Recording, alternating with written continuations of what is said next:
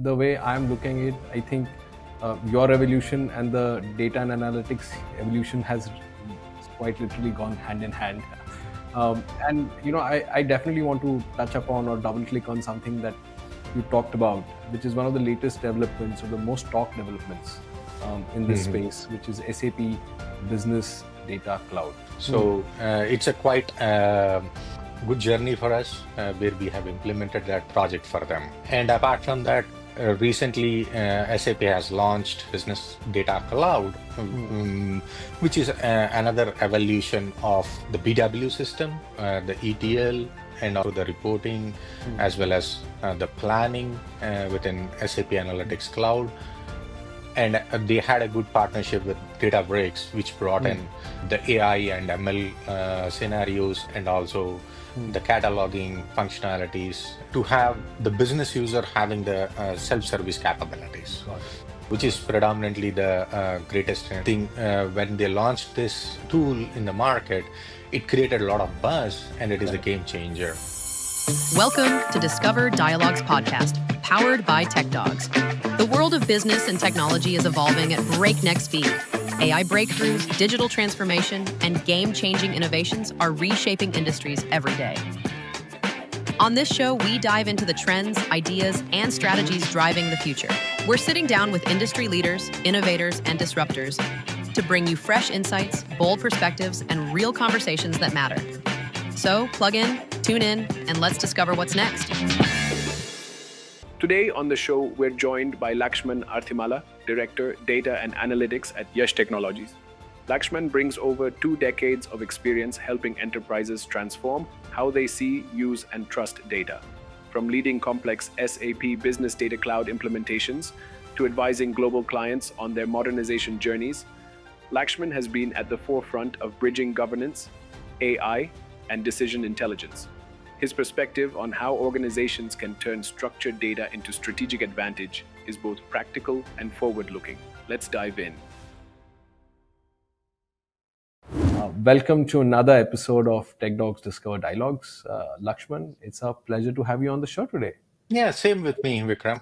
Nice connecting you back. Fantastic. So, Lakshman, let's start at the beginning. Before we Mhm. get to technology, I think it's very powerful for our audiences to know the person behind the role. And you've had, an illustrious career in data and analytics. Can you Right. walk us through your professional journey and what's your area of focus at Yash Technologies today? Certainly, yes, Vikram. Thanks for giving me that opportunity to uh, explain about my career and what I have been doing in the past 2 decades in the SAP BI and analytics space. And it's a quite good journey for me, and a lot of things I have learned over the period of time. And I started as a trainee in the BW, and then I moved up the ladder. Now I'm heading the practice of data and analytics. And within this 20 years, I have worked with multiple customers across the globe, and we have implemented multiple BI solutions where I was part of understanding the SAP transactional system and how that data can be brought into the BI for generating the reports. Okay, so within this course of time, I got to learn about business objects, which is another reporting tool on top of the BW.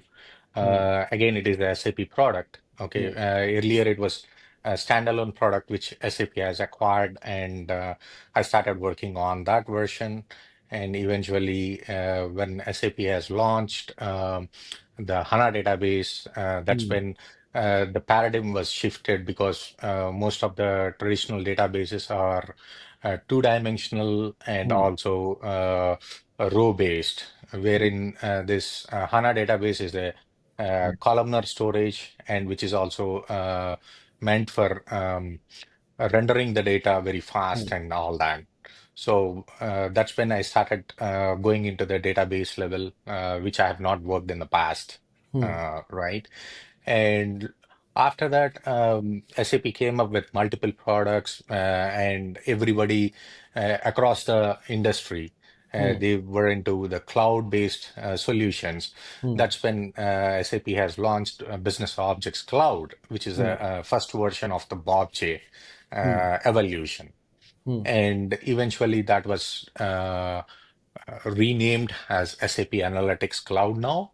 And I started the first project within YASH, and we helped customers understanding their pains, and they're connecting to their transactional systems and connecting to how do we extract on-premises data to the cloud world, right? So we need to see all that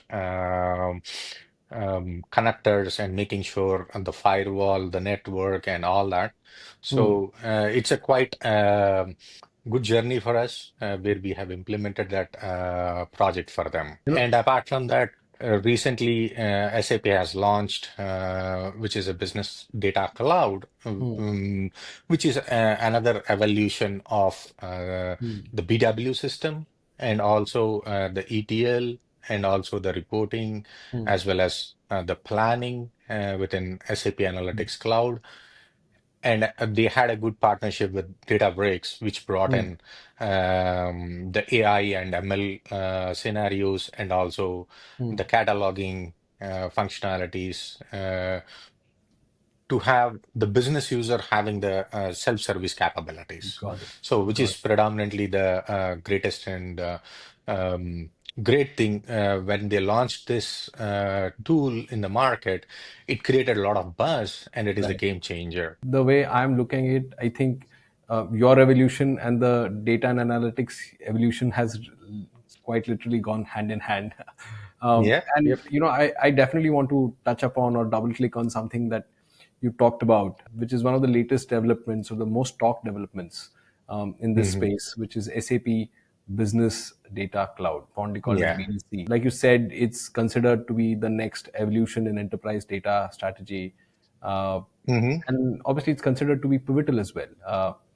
Yep. And before we kind of talk about why it matters for the enterprises today, uh, Hmm. I would love to understand, or would love for you to explain what BDC is and how is it different from, say, maybe traditional warehouses or data lakes. So what I can say is like why SAP has announced this product as a business data cloud is because they do have ETL solutions, which are traditional data warehouses, just like BW, and we also have business objects. Data services, okay, which is also an again ETL tool, which they have acquired from Essential, okay.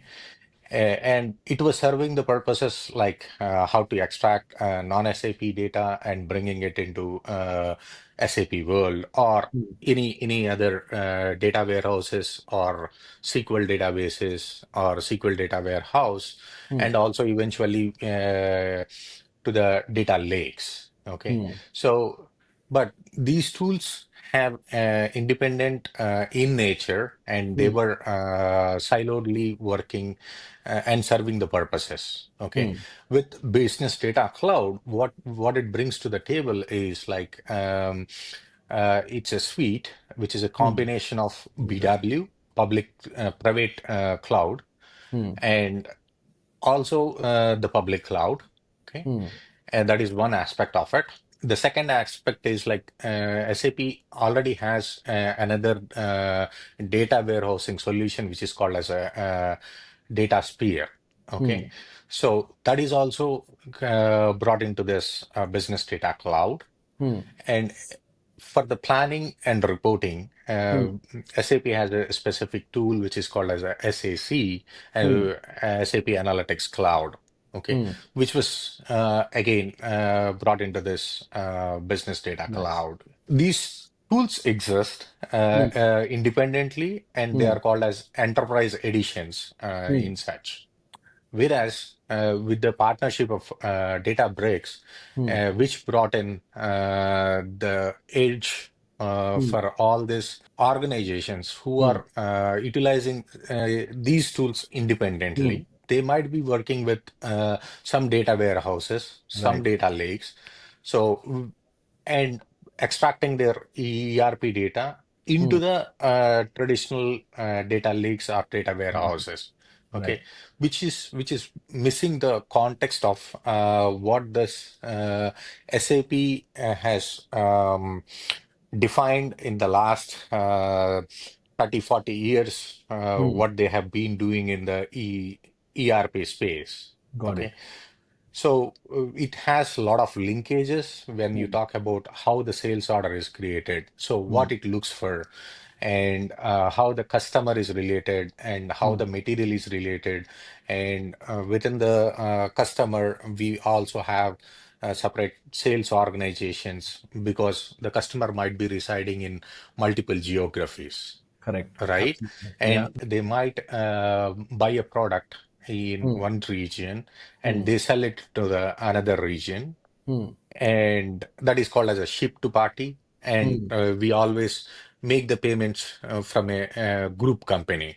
Hmm. Okay, so which is called as a bill to party. So Hmm. these kind of context, Hmm. when you are extracting it, Hmm. some or the other are missing when Hmm. you are taking the data Right. independently from the database tables. Right. But this business logic is missing. That Hmm. is when Business Data Cloud brings that semantics and Hmm. also the business context when Nice. you are bringing the data for the reporting purposes. Got it. So that's what the biggest advantage, what I can say, with Hmm. BDC is offering. It Hmm. comes with that foundational services and Hmm. also the business fabric Hmm. framework, which Hmm. is predominantly you have all this data products, which is Hmm. nothing but a CDS view, Hmm. which is built on multiple tables of Hmm. the ERP data, Got it. and they are stitched together Hmm. as a data product package. And Hmm. that data package is going to be installed with the foundation layer, Nice. and it brings the data real time, and Hmm. you can access all this information in SAP Analytics Cloud as Nice. a intelligent Hmm. application. Hmm. Okay, and you will get straight away the dashboards up Hmm. and running Hmm. once Interesting. you install this data foundation layer, what I would say. Got it. Got it. Got Okay, it. this was the biggest advantage, and it Hmm. combines multiple tools together Nice. as a suite. It's something that you mentioned. You call it, I think you call it business fabric or intelligence Mm. fabric. I remember when we were speaking earlier, you also talked about how SAP's BDC is an intelligence fabric as well. I want you to kind of talk to me a little bit more about that for our audiences. As I mentioned, that is a framework. Hmm. So when you look at the framework, what it does is like it has the business semantics and the Hmm. metadata and the context-wise information Hmm. available, and which comes when you are installing the data foundation and activating the data foundation Hmm. layer will bring all these components together, Hmm. and uh, we don't require much of the ETL developer who Hmm. is going to do all this tedious work, Hmm. right? Hmm. Hmm. So identifying the tables and then building the relationships, Hmm. and making sure like the information is passed to the audience who Hmm. are viewing the reports at Hmm. multiple levels of the organization. Okay, Hmm. right? Hmm. So when you look at the strategical, what I would say, strategical reporting or the Hmm. strategical roadmap, Hmm. right? So those people will get strategical information, Got it. and the managerial people will get the managerial level of information, Got it. and the tactical people who are on the shop floor, Okay. they will get their own reports. Got it. So all this together is linked so that you don't have to worry and bring in only one piece of information which is required for the management reporting. Right. So it covers the entire gamut of the organization. Hmm. It serves the purposes of CFO's office, HR office, Hmm. and the manufacturing offices, Got etc., it. or Got the it. supply chain, whatever you can, Got logistics got it. and all that. Lakshman, so I think one of the challenges we often hear, especially in industries like healthcare and finance, is that compliance slows down everything. It's often seen as a roadblock than a driver. Um, Yeah. from your experience, how does BDC change that narrative? And also, I think the broader question here is how can governance move from being a checkpoint to actually becoming an enabler of innovation? Yeah, interesting question, Vikram. And more or less, the business data cloud, before version, we also have a data sphere, as I mentioned, Yes, right? agree.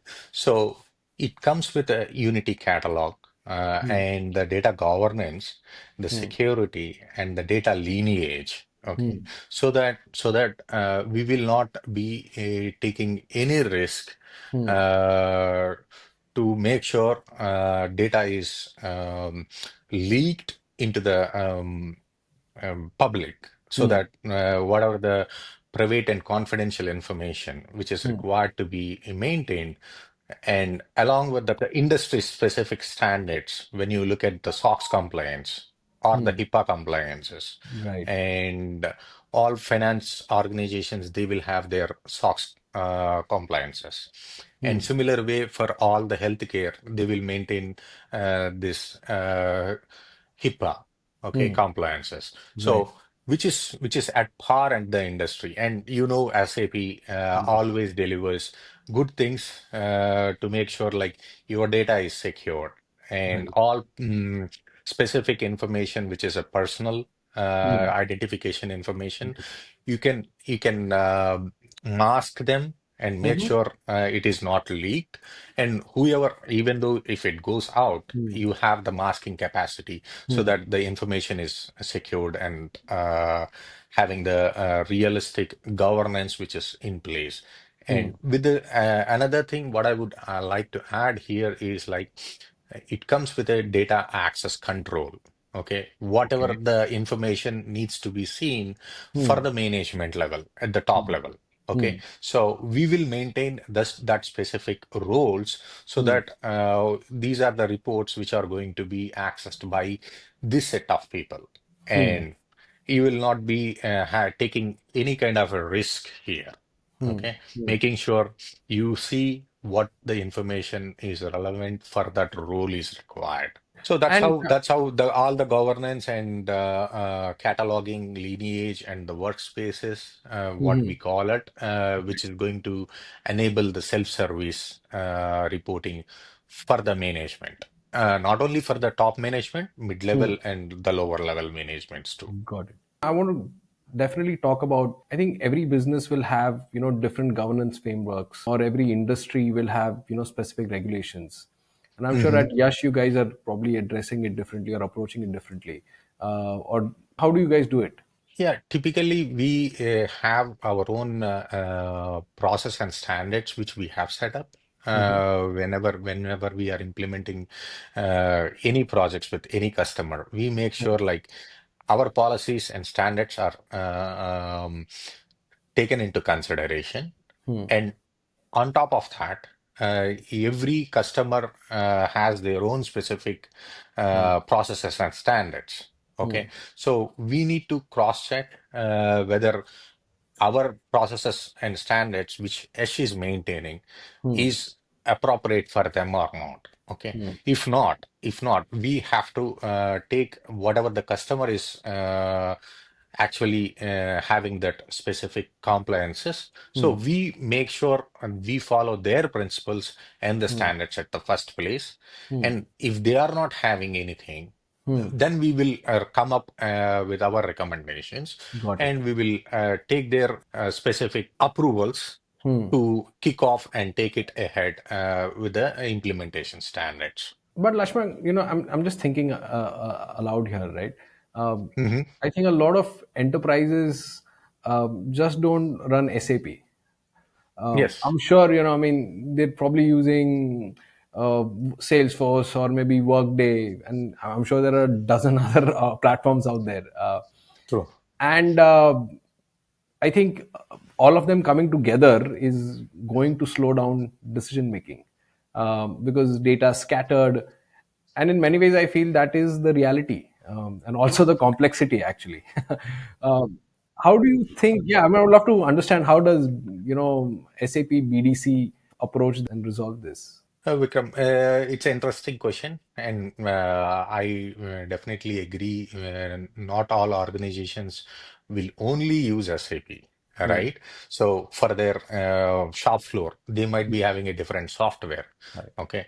So likewise, MES systems, they have their own ways of getting their act. Okay. And you also have CAD, Hmm. etc. Okay. Right. And for supply chain, you will have something else. Okay. Hmm. And for the Hmm. logistics, you'll be having separate things. And your IoT data comes in when you are when you are tracking the real-time information, right? Right. From the chips Hmm. or devices which are carrying that. With all that said, Hmm. they will be having their own databases. Okay. Hmm.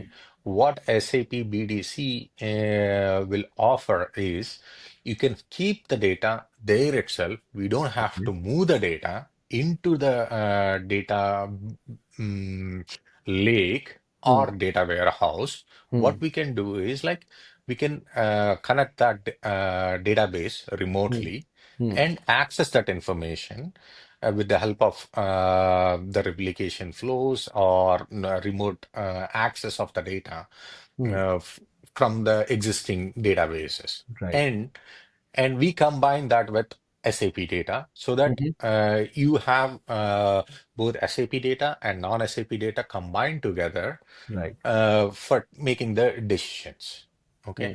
So, and another thing, what I can also say here is like, until and unless you have the realistic data, Hmm. right? Hmm. Your predictions forecasting, Hmm. okay, and all that agents which you wanted to deploy with respect to artificial intelligence, right? Hmm. So that becomes a challenging.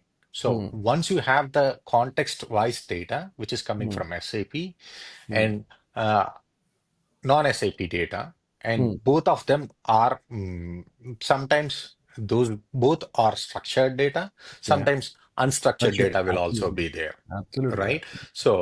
So what SAP BDC offer is like you can bring in structured data, Hmm. unstructured data, and Hmm. combine both together Hmm. and leverage data breaks for doing any kind of a AI ML scenarios Oh, with the nice. help of Spark, Hmm. Apache Spark, and Hmm. Python for their use cases, Hmm. and identify uh, where my sales are getting down, right? Hmm. Hmm. So, what is the reason behind it? Hmm. And whenever you are procuring raw materials, the existing tariffs are having Hmm. an impact.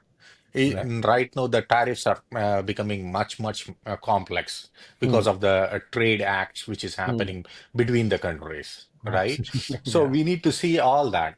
So Hmm. for that use case, what we can do is like we can gather all this material information, what is that we have purchased in the past, and Hmm. we can leverage AI on top of Hmm. it so that you Hmm. can predict that scenarios and Hmm. see what is the optimistic solution we will get it, Hmm. what is the pessimistic solution, and what is Hmm. the realistic. Hmm. Okay, Hmm. so you get all these kind of a trends, which you can Hmm. make sure like you are getting all the information at your fingertips to Hmm. take the right decisions. And the insights are awesome. In specific to something like Insights app, Mhm. which is spoken about a lot as well. How does that play a role? As I mentioned earlier, the business fabric Hmm. architecture or the intelligent applications, right? Hmm. So intelligent application is the end goal where the Hmm. business will be actually reviewing that information, what is happening on the ground in Hmm. the system, Hmm. and how the data is transformed all the way for the reporting purposes. Hmm. And the management is going to look at that information realistically. Right. Okay, so with this intelligent applications, what you will do is like with, as I mentioned, the Hmm. business foundation earlier, Hmm. right? So once you activate it, so Hmm. it takes the data from your ERP system, Hmm. and we have data products which are Hmm. SAP provided, Hmm. and all the data flows and the data pipelines are Hmm. managed by SAP, Got it. and the relevant structures are also defined by SAP, Okay. which you activate it. On top of that, you have this intelligent application, which Hmm. is one Hmm. click, you will get all that information realistic from top to bottom, Oh, nice. right? So Nice. that's how the power of this intelligent Hmm. apps will help the decision makers to take their Got it. decisions on a real time basis. Got it. Lakshman, I think it now kind of makes sense to kind of talk about, maybe perhaps the real world situations there where this could be applied, right? Because I think obviously we talked about and it almost theoretical in nature. Can you break it down into some real world scenarios? Maybe examples you've seen, and it could be finance, supply chain, or HR. For our audiences, it will become much easier. As I was mentioning, like this intelligent application, right? Hmm. So right now we are having a intelligent application which is called as a working capital Hmm. insight app. Hmm. So which will help you to identify what are your day sales outstandings, Hmm. what are your day payable outstandings. Hmm. Okay. Hmm.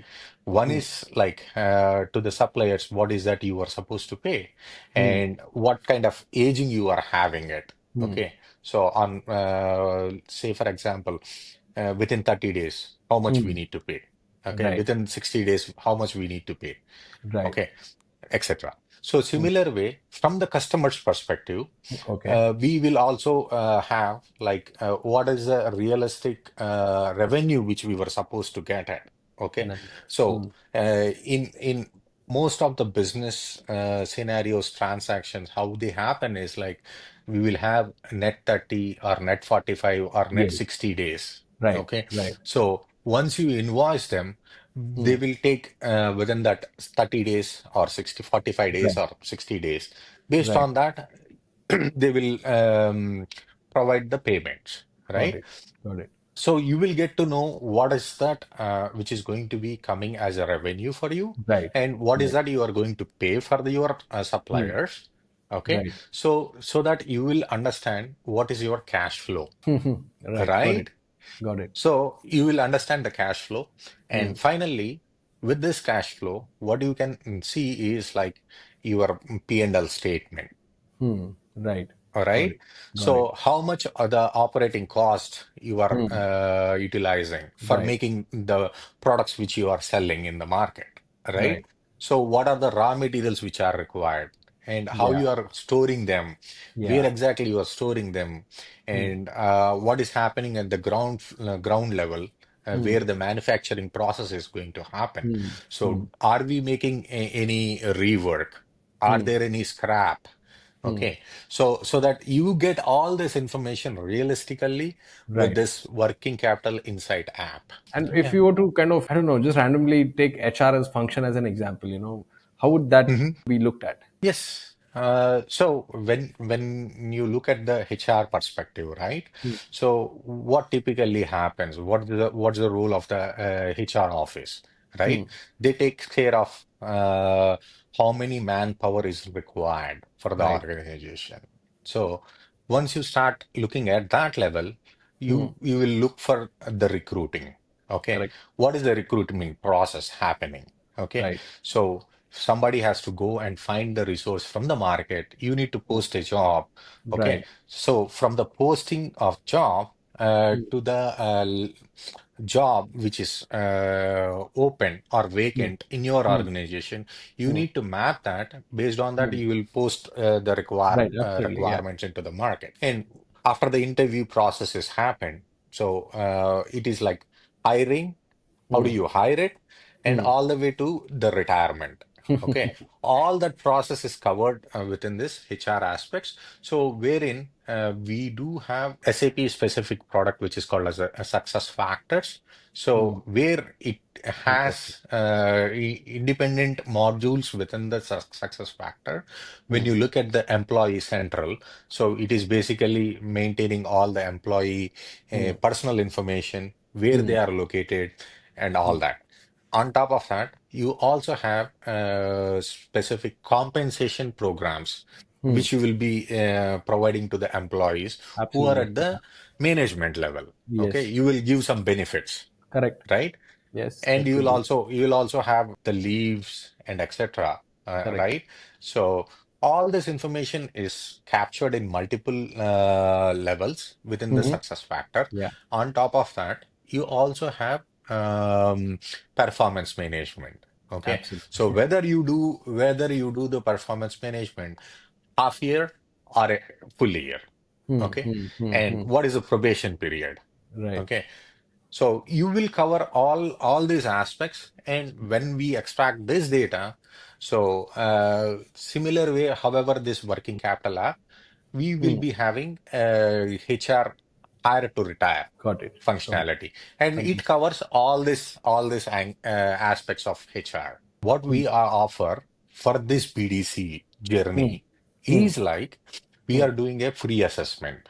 Hmm. We are doing the discovery sessions, Hmm. wherein we enable the customers Hmm. to understand and learn about this product, Right. and we are also offering free assessments so Right. that it covers like a at the end of the story, and you can Right. also patch in between here, Right. stating like we do have a separate practices which is going to be on the success factors, as Right. I mentioned, right? Yes. So, and similar way, the ERP systems, which is Right. SAP practice, Right. and data and analytics practice, where we Right. do assessments, Right. advisory services, as many organizations are trying to do their modernization journey. Hmm. Okay.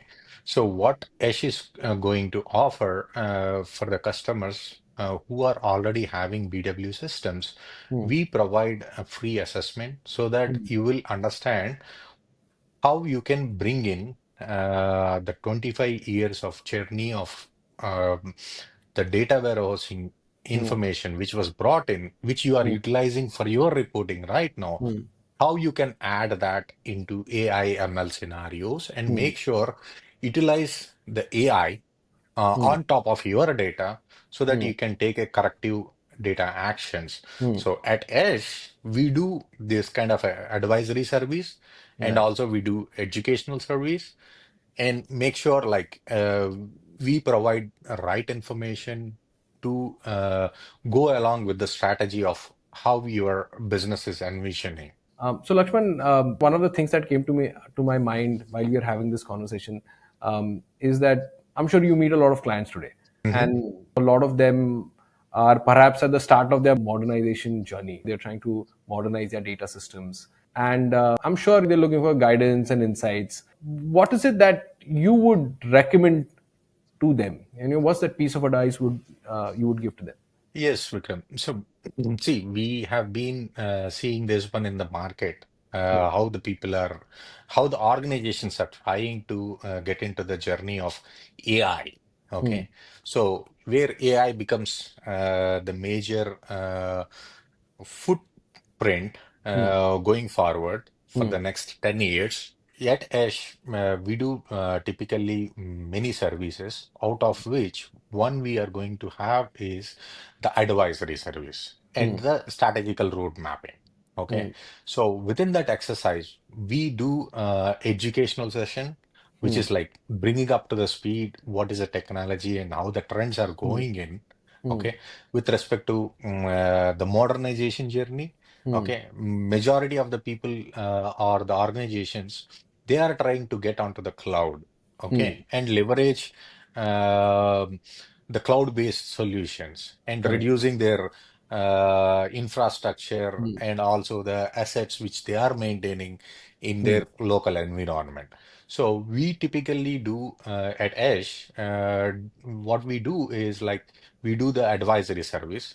we Right. will bring them up to the speed Hmm. and understanding this is the return on investment you will get it if you go to the cloud-based solution. Hmm. And on top of that, we are also going to advise on the strategical roadmap Hmm. how the trends are going with respect to the AI is concerned. Hmm. So, Hmm. how you can utilize your data Hmm. and take the right decisions.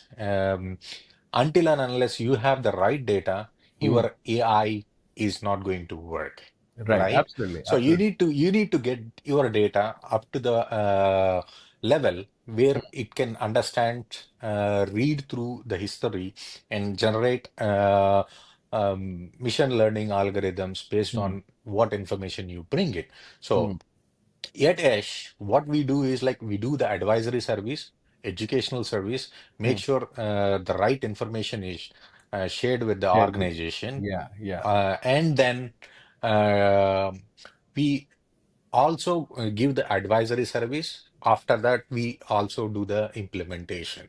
Got it. And eventually, down the road, after the implementation, we are there to support their systems too. The way I'm looking at it at Yash, you guys are approaching it not from an implementation partner perspective, but more so as an enabler of adoption. Yep.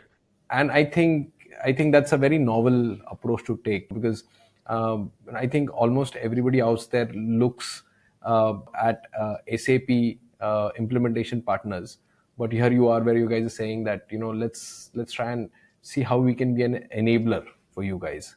We've covered how BDC is transforming the way organizations are handling data. And I think one of the key insights was that it can undertake everything from governance to real-time insights, for Hmm. across the management strata or organization strata. Uh, but I'm also assuming, that there's a lot of change that this is going to bring, and I think that change is more towards a new kind of leadership mindset. Uh, and I want to Hmm. kind of talk about that a little now, because um, I think it must take something to lead a data driven organization today. So if you had to kind of give a piece of advice to leaders across or executives across who want to build a data driven organization, uh, what would it be? Yes, Vikram. See, typically, right now, what I'm seeing is like even though organizations have multiple people in and around Hmm. IT, right? And also from the business side of it. So Hmm. eventually, what we enable them is like how you have to approach in your organization, Hmm. how the changes were happening or how the market trend is happening. So Hmm. we will be providing that kind of information so that it can be adaptable by the Hmm. organizations, Hmm. how this change can impact within the organization, right? Hmm. So we come with a specific services, which Hmm. is predominantly we call it as operational change management services, Interesting. right? Hmm. So with that service, what we enable the most of the IT directors Hmm. or the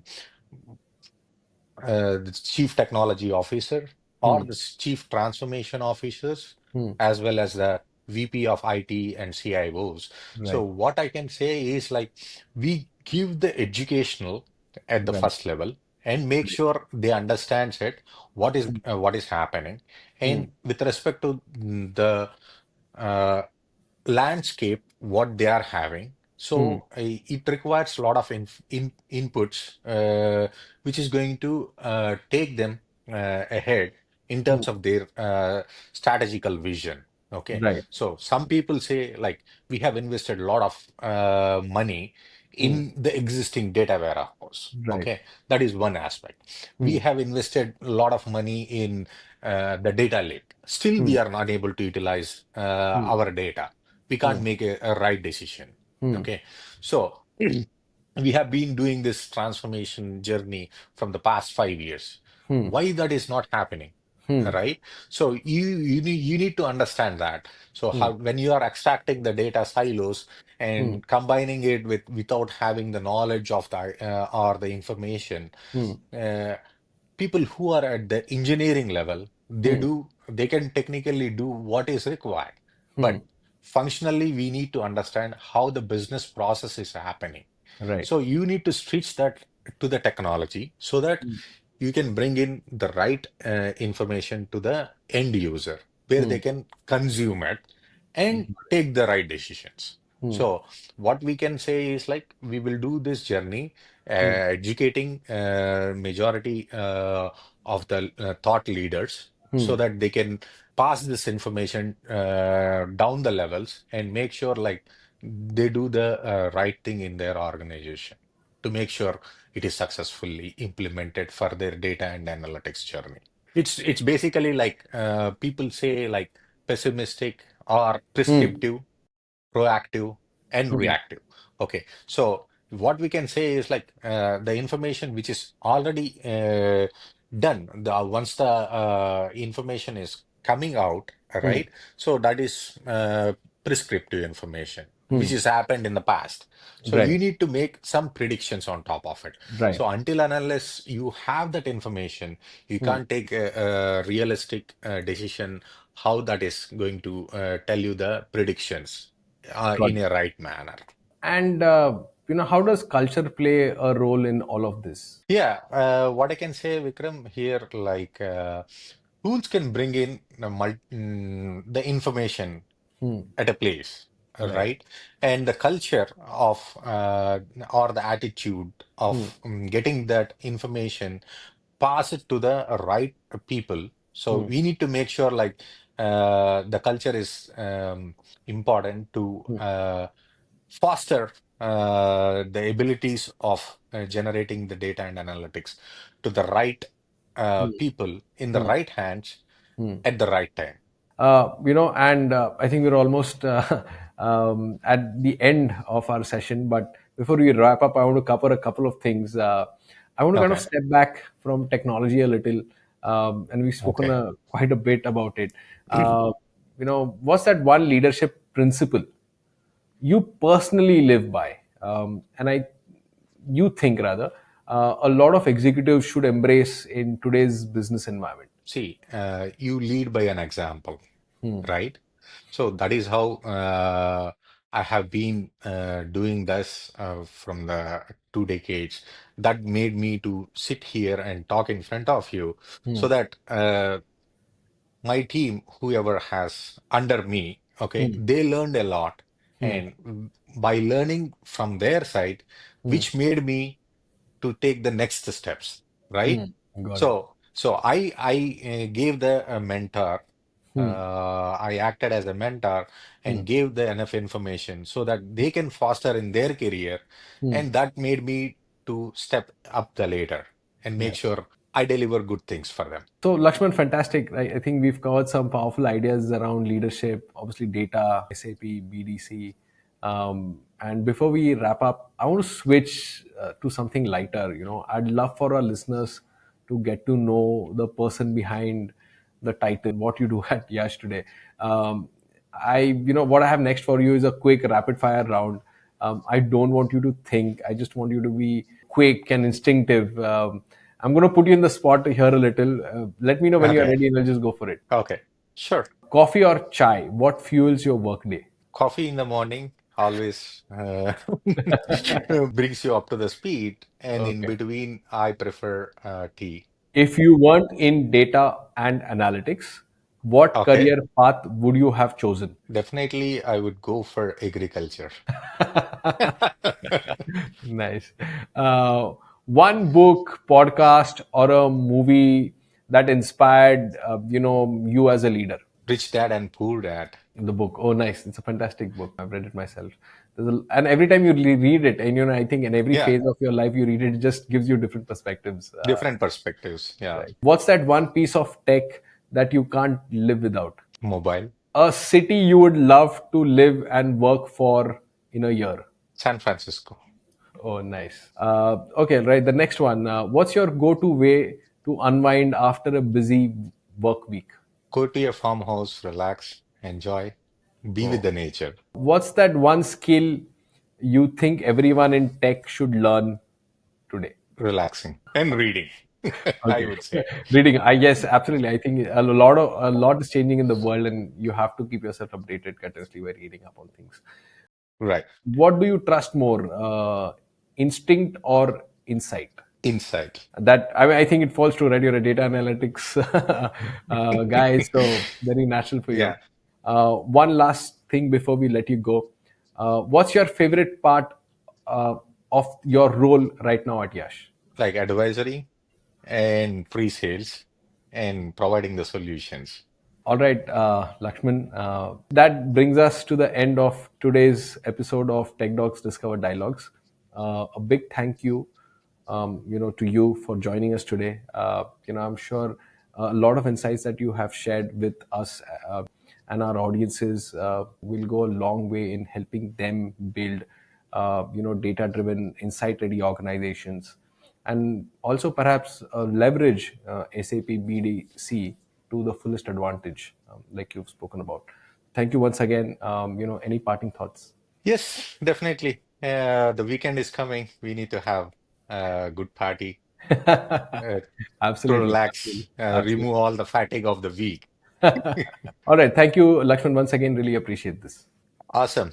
Thanks, Thank you. Vikram. Appreciate your time. And I look forward utilizing BDC and implementing them, which is good for their organizations, I would say. Fantastic. Thank you. All right. Thank you. Thanks for tuning in. If you enjoyed this episode, subscribe on YouTube, Instagram, or your favorite podcast app. Catch past episodes and more at techdogs.com. See you next time.